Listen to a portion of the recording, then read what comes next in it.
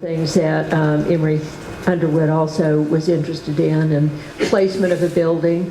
The other tour I had was by Sam Pratt, and that was fun. There was more plaques down there than I realized there were. And it was dedicated to the Pratt family, I believe in '82. And it's that, I think that area may not be affected. But once again, it's like Tim said, we have to take a look and see what the architect could come up with.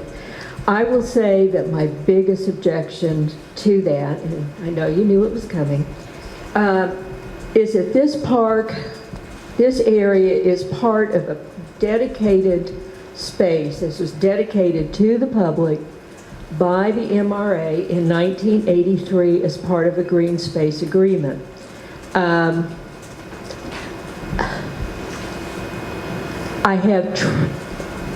I would really have to wrestle with my conscience to say, well, let's just take that green space back.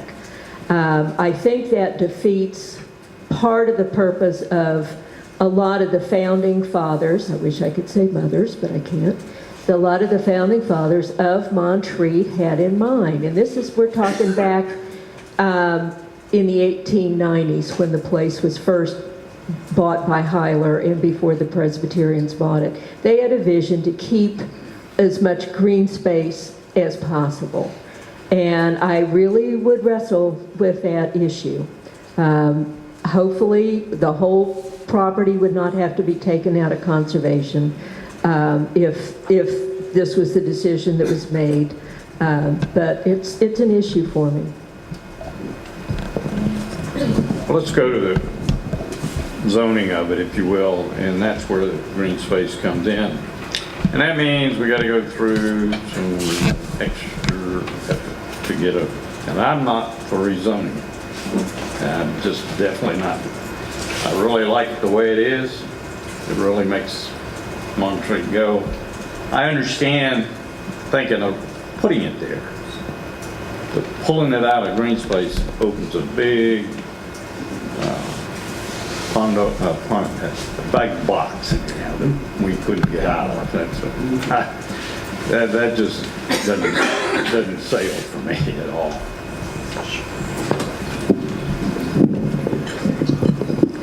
One of the things I've done, especially overnight last night, was make lists of pros and cons. It's something my mama and father, my mother and father told me to do. You know, when you can't make a decision, you make all the pros and all the cons. So my pros and cons on Pratt Park had been developed partly because when Commissioner Vincent and I went down and met with a member of the Pratt family, you know, when that park name came up, all of a sudden we heard from the Pratts, and I thought, and I wrote him back and I said, you know, who are you? And I didn't mean that negatively, but how did this park get to be named for your family? And it certainly has been. I didn't even know where the plaque was until they sent me a picture, and I took, you know, the picture down and tried to find it on a rock. I think there's some possibilities for Pratt Park, but I also am concerned about the fact that this park got the lowest environmental rating when the architects did their investigation. That there were problems there with the water table, with the clay soil. I also felt it wet because Commissioner Standard and I went the same time to meet with Mr. Underwood. But I think there were some environmental issues, and the environment is just one of the things that's very precious to me, and I think to those of us in Montreat. The various ways that we take advantage of our environment and the ways that we try to avoid abusing our environment in the decisions that we make. Certainly it's good location right inside the gate. I agree that it would make a statement about who we are as a town. There. We do not know the cost. That was a question that you had asked. And we don't have an idea what arrangements would be made for the acquisition of that property. It doesn't mean there can't be arrangements made, but we would not know a cost.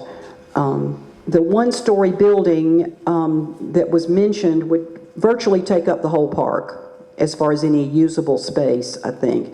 The architects were talking about a two-story building, and I gathered it I went back and looked at their presentation that's on the town website, and it looked like they were proposing a two-story building pretty much in the middle of that park, of the length of that park area, but it would be a longer, more rectangular structure. I've also wondered if this park was a compromise, and we can talk some more about that later. But you know, I've really studied this and I've really prayed about this and wondered if this was a compromise. And like I said, we could talk some more about that later. But you know, my mind is not closed about Pratt Park at this time. Anyone else about Pratt Park? Okay, we'll move on then to the property across from the post office. It's Collegiate Circle, Georgia Terrace, and Assembly Drive. I had real high hopes for this property because I think it's very visible. It's close to where the old post office and store used to be that several of us remember, and Jane Holt has helped me remember when I was there when I was 4 years old. But I really thought the lot was bigger than it is. The fact that a lot of clear cutting would have to take place really made my heart sink. But I think it does have, location-wise, I think it's just about the best option. And I'd like to hear some other arguments. I know many of you all felt the same way, that it would be a good location and that it might also be a good compromise if we could figure out parking and configuration. The one thing I like about the piece of property there is that if any of you have ever been to New York, never seen the Flatiron building, there's a lot right there to build a Flatiron looking building on. It's it, you know, triangular down toward one end, put the parking up the other end. There again, I think there are some architectural challenges to be found on that lot. Has a good possibility. To me, it's right in the center of the community. Most everyone in this room goes to the post office every day, so you know what the town hall would be right close. I know that the Cannons would not be very happy about it, and I'm not even sure we can get it. That there again comes from MRA, but I think it has real possibilities. It's near the college. It's near the hotel. It's near MRA's headquarters. It's near the Heritage Center. It's right there at the post office. It's right there near the store. It's in what I call the core, the center of town. So it has a lot of possibilities. There are some pretty trees on that lot, and a good many of them would have to come down. There's no doubt about that. But if you build anywhere in Montreat, some trees are going to have to come down somewhere. So I feel I'm very encouraged about that piece. One of the things I did in looking at this property, because I also was encouraged that it might be available, was I spoke with Mr. Cannon. And you know the Cannons is the house just up, it shows it just up above there across Collegiate Circle. And I'm concerned about Mr. Cannon's concern, and that is that in the 30s, a handshake agreement was made between his family and the conference center, asking that space be conserved as a park. And it was their understanding all these years that would be a park. So I think those who've been around a while or who've looked at some of the interesting history of Montreat properties know that sometimes roads were built where it was more convenient, not where it was platted. You know, there are people's lots that go out into the middle of the road, and then there are people's lots that are a good ways off from even the right-of-way. They're kind of, the road just wasn't put where it was supposed to be. There aren't legal documents, according to what we heard from the conference center, that declare this to be a park area. So it was felt that it could be a property that could be available to be sold. But I am concerned that we also remember this heritage, that at the time this family gave some money and they had a handshake agreement. Literally, they shook hands on the property, and that was the decision that was made. So that is worrisome to me. I agree it's very convenient, and I felt encouraged when we had that first listed. but I did have the opportunity to talk with Mr. Cannon, and that kind of made me feel a little less easy about that property. Before we heard the architect speak on September 18th, I thought this would be the two choices that would enter into my mind, one of the two choices. Was surprised to learn that the building site was pretty small and would basically drastically alter how that core portion of Montreat would look, to basically take down most of those trees. And it rated very poorly for environmental issues. And what makes it so attractive in some ways is the fact that it is next to the post office and Freeland Hall. On the other hand, that also is part of its problem, in my mind, because I think one of the most treacherous parts of all of Montreat is that curve around Georgia Terrace going up to Freeland Hall. I think there have been vehicles that have slid off that particular turn. So this would increase all of the traffic in that area. There's two lodges immediately adjacent to that particular site, Hickory Lodge and Reynolds Lodge. So yes, it's the closest to Lake Susan, it's closest to Freeland Hall, closest to Anderson Auditorium, but it is also the center where you have your summer conferees walking en masse along the pathway on the upper side of Assembly, coming down from the two lodges and funneling into that area. Today, when I went to pick up the mail at the post office, there was the, maybe 20 or 25 preschoolers from Christ Community Preschool who had come to visit the post office today. And so they had chatted with Kathy and they were leaving, and so they were walking to the park, Robert Lake Jones Park.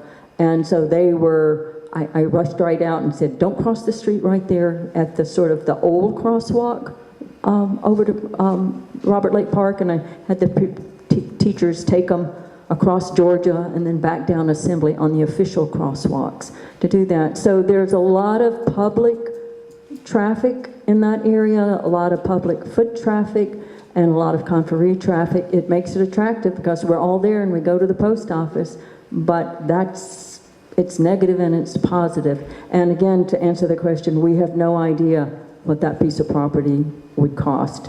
And in President Peary's letter back to the town, when we told us which lots we could consider, he said a title search would be extensive on that one. So that is something to consider.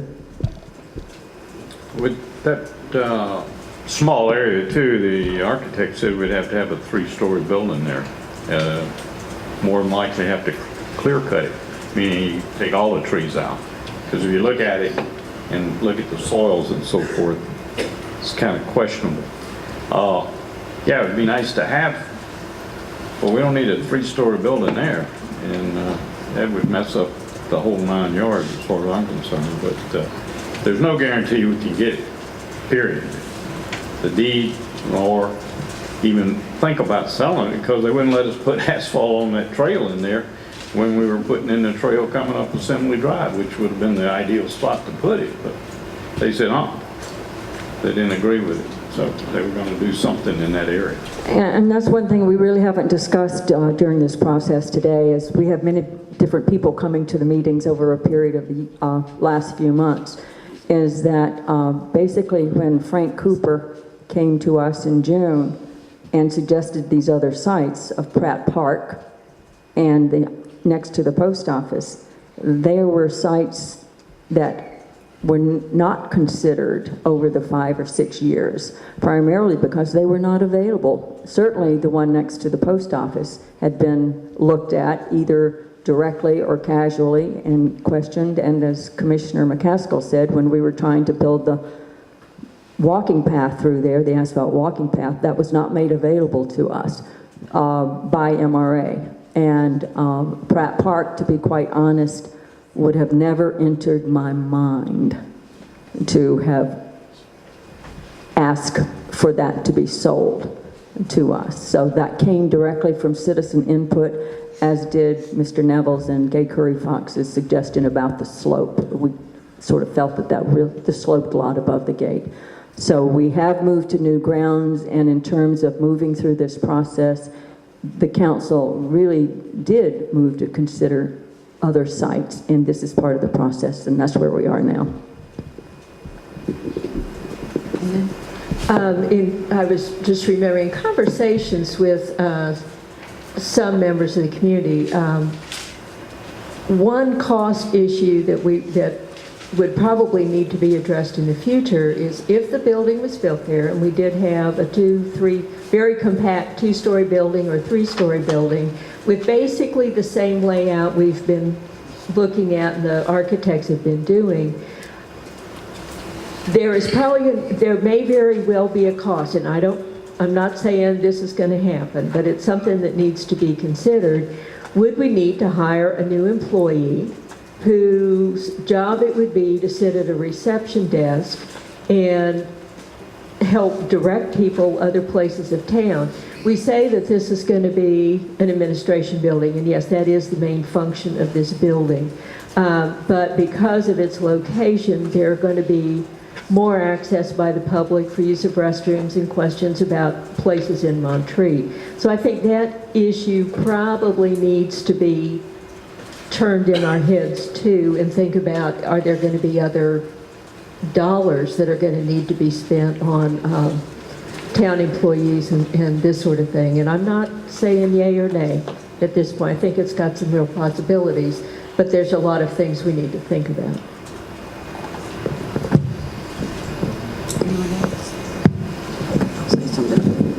I do know that when we were talking about parking, that we don't require in Montreat but 7 parking spaces, basically, if a building, is that right, about 7,000, up to 7,000 square feet. So if it was 6,000, 6 parking spaces. So using this space by the post office, we would assume that when the post office is not open, we could use the parking lots in front of and behind the post office. There's a sign there that says post office parking only, so I wouldn't presume that we could use it for staff parking or for other parking. I think there's certainly possibilities for staff parking. That doesn't eliminate, of course, staff parking, because we could make other plans. But I think that if we could reduce the amount of parking at that site, that would be very important, because it is so small. And I think when we looked at the maps that the architects did of how you would access that property and whether you would kind of drive through and back out another way or something, there wasn't a lot of room left for parking. But I would presume, this is just my presumption, that the post office doesn't really have such tight control over that other lot beyond the hours of operation. When we were looking for other lots and so forth, and Frank Cooper came and talked to me up at the house, and then I had Pete Perry up at the house, and we talked on the deck. I asked this same question about, if the lot is not big enough and we needed additional parking, could we possibly buy the land across the street where the old stores used to be and turn that into a parking lot? What you usually see parked there now are flatbed trucks and heavy equipment and so forth that people are bringing up. And Pete's answer was pretty much Pete's answer in the letter, that might be a possibility, but it's not something he could, just outright say that they would sell, that he would have to run it by his board. But yeah, that piece of property could also be purchased. So where the old stores used to be, and that could be turned into a nice parking area. People would just have to cross the street, but we cross the street all the time. Well, I think the other thing I was thinking of when we were talking about some of these and the parking, I know several people have expressed a concern that we there's a police car usually down by the gate, and it's nice that people know that there are police in Montreat. I think that'd be a great location to, for the police to park a car, and you say, okay, well, there's a car at the gate, and good, nobody's up in town of Montreat, and you get to that area, and it's like, oops, there's somebody in Montreat. So it's, I think from that vision and visibility for our police and for other people, I think that is a plus in that column. Just as we discussed this area next to the post office, one of the sites that didn't make it onto the list, but for which I heard a fair amount of support or interest in during this long process, was the Dowd Field, which is the old tennis court and now is the green fenced-in area. That was never made available to us. And that's right, I mean, everybody gets a choice to sell their property or not. And that's many factors, but I do want to bring that up, that had been suggested by members in the community and over a period of time had been thought about and looked at, and not out of the realm. It certainly would have been not in environmental impact, might have been a little tight, and if that had been available, that might have been a different part of the conversation too. But one of the things that we haven't really addressed today is, quite frankly, why are we having this meeting today? You know, the special meeting. Well, first of all, if a decision is to move on any site other than one of the two that we own, then that has to go before the board. And I think the board is in transition right now, and conference center, excuse me, well, we're in transition too. But the conference center is having their meeting the first part of November. So we would certainly they would have to get things in place. Also, just so it was very important that all of the commissioners be present at this meeting to have a full and open discussion. And this was probably, except for 2 or 3 more weeks out, would not have taken place in a way that we could get any decision that was made that involved the conference center by their November meetings. And I'd have no idea of what their processes are, but I just wanted to have that addressed at this point. Any other comments about the area across from the post office? Okay, the next is Florida Terrace.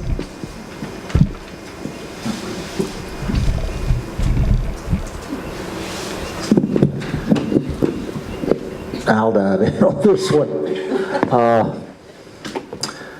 You okay? You were beating your chest. I tend to do that when your name's Brett. Okay. Florida Avenue, Florida Terrace. The overwhelming majority of the people have I think, spoken to me and said that they're not interested in Florida Terrace at all. And it probably really a pretty good building lot. But I can't go against the folks that pay me the big bucks to be up here.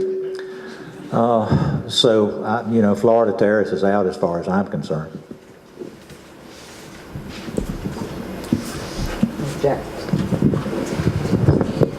Well, the big plus here is we own it. And there's nothing wrong with that. And we've got institutional residential zoning. We didn't set it that way. We don't have to go back. We don't have to go chasing around to get anywhere. We got a really nice set there. It won't increase traffic of any kind of consequence along there. Some people were concerned about they'd go up Lookout Road and then come back down Florida. Well, you need to stay on the Appalachian Way and come up, and then you got South Carolina goes across, and you can walk to our meetings. I mean, I really like that. A little bit of a hike for me, but that's okay. Still give me good exercise. The people around it won't really know it's there, particularly after about 2 or 3 years. The other sites that are inside the community, I agree, there may be 1 or 2 other sites that could be better, but are not available. I said, I was quite ready to go to one of them anytime, but nope, that'll discourage everybody. Okay. And then there's one that nobody knows when it will be available. So this is an excellent site for right now. And it is, if you go by the ads for the rental places, it's the center of town, presumably. So it's real close to the college, close to the conference center as well. I mean, I don't have any problem with that. And somebody was nice enough to dig a partial hole in the ground there so we could find out that we don't have any big boulders sitting in the way, so we're anticipating we would not cut mature trees. There may be one or two, but when you get through, people on Arkansas won't even know we're there. So I'm all for it. Well, one of the things I've heard over and over about this property is that it was listed as the worst location by the architects, and that's been, lots of people have reminded us of that. So I went back last night to look up and see what was included in the location categories. As those of you who've looked at the website or went to the meeting know, each of the categories then had subheadings underneath them. And then they got stars or points or however you want to understand it under that. Well, under location, the first category was locations got stars or colored stars depending on how close they were to the gate. The next category was how close they were to the gate, to the gate and the lake. Those were the first two categories. So actually a lot of these we're going to get pluses and minuses just based on how far they were into town. It was not listed high in terms of prominence, which means, the others stand out. Like, you're saying when you come into town, do you see something right there by the gate, or do you see something at Pratt Park? This is one that's not prominent. And so I was thinking about that, and then the other day I had occasion, because of all the tree cutting along Montreat Road, to take a little detour trying to come back to Montreat, and I passed the Black Mountain Town Hall, which is in a neighborhood that is mixed. It has residential, it has offices that are in what used to look like nice homes, and they're turned into there's an architect there and some others in home offices. And their town hall, which as I understand used to be a daycare center, but it's in an area that is mixed. It's also right just kind of behind the Baptist church and down just a little ways. That's an area that, to me, would also be not a prominent facility. People find there, they go there to do their business, but it's not prominent. But I didn't find that to be, I don't think it's a problem for people in Black Mountain. It's a couple or three blocks off of a main street. But that was the other category, was prominence. And it is listed as the worst in terms of prominence up for location.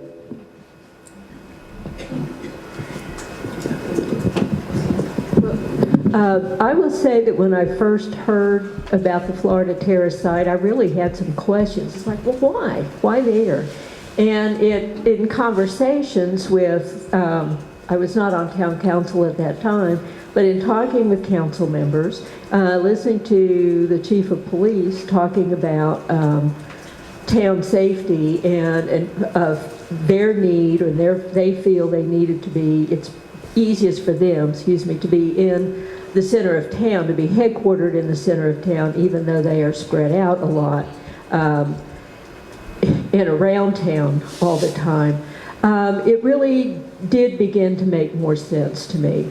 I think the prominence is an issue. I was thinking about Black Mountain yesterday, and there's been concerns about signage, and you're going to have to follow signs to get up there. Yeah, you have to follow signs to find Black Mountain too, because I've gone down there to look.